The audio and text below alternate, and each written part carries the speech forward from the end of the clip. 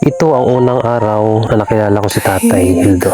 Maaring sinadya ito ng pagkakataon at itinakda ng panahon. Naniniwala kong bawat tao ay may dahilan at layunin kung bakit tayo nabubuhay sa mundong ito.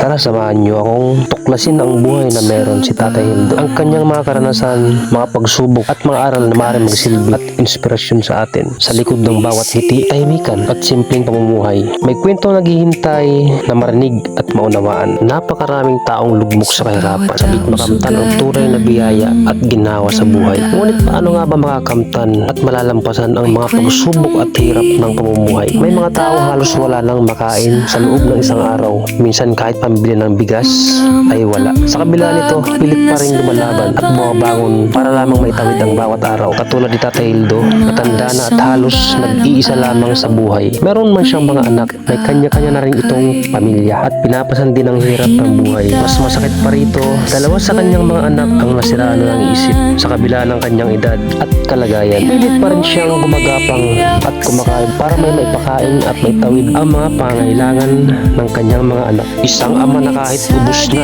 ang lakas, patuloy pa rin lumalaban dahil sa pagmamahal at responsibilidad. Sa likod ng bawat kulubo, sa kanyang mukha ay mga kwento ng sakripisyo, pagtitiis, walang sawang pakikipaglaban sa buhay. Isang paalala na hindi lahat ng ngiti ay nangangahulugan, walang dinaramdam at hindi lahat ng tahimik ay walang pinagdaraanan. Ito ang patunay na sa bawat pagsubok at hamon ng buhay, kailangan natin maging matatag at matibay. Gaano man kasakit at kahirap ang ating pinagdaraanan, kailangan pa rin lumaban, magpatuloy at huwag sumuk dahil sa bawat hirap nalalampasan, bawat sugat na ating tinitiis, unti-unti tayong hinuhubog sa tagumpay at matibay na kinabukasan. At muli, ako nga pala si Kabao. Maraming salamat sa suporta niyo at sa panonood ng kanyang video. Samahan niyo ako sa ating misyon, ang may pakita ang tunay na kwento ng buhay, ang marinig at tinig ng mga taong patuloy na lumalaban sa kabila ng hirap at pagsubok. Isang paglakbay ng inspirasyon, katatagan at pag-asa para sa bawat pusong hindi sumusunod sa hamon ng buhay.